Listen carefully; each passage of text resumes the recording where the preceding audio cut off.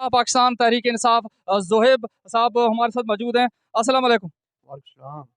Sir, क्या तैयारियां हैं और कितने लोगों को आप जलसा गाह में ला पाएंगे? अल्हम्दुलिल्लाह शाम तक इंशाल्लाह हमारी तमाम तैयारी मुकम्मल हो जाएंगी और मिनिमम टारगेट हमारा 2.5 लाख इंशाल्लाह। 2.5 लाख से ज़्यादा लोग होंगे इंशाल्लाह और यहाँ पर अवाम का समुंदर होगा जो सिर्फ़ और सिर्फ तहसीली ज़खायर से निकलेगा इंशाल्लाह।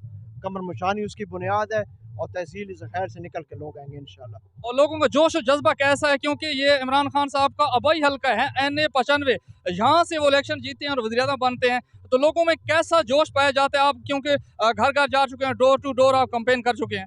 आप लोगों के, नौजवानों के, ख़वातीन के जोश जज्बे को मैयर ही नहीं कर सकते। अल्हम्दुलिल्लाह हमारी फीलिंग ईद से ज़्यादा है।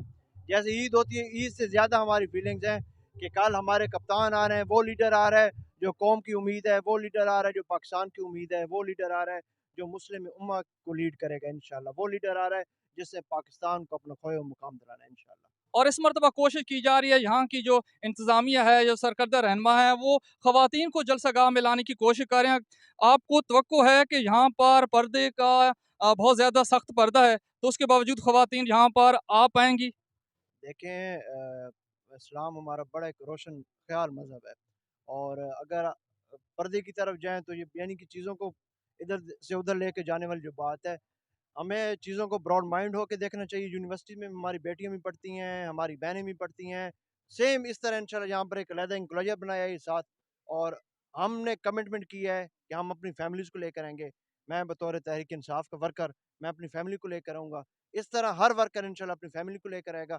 जिस तरह हमें अपनी माएँ बहनें बेटियां अजीज़ हैं, इस तरह बाकियों की माएँ बहनें बेटियां हमें उस तरह अजीज़ हैं।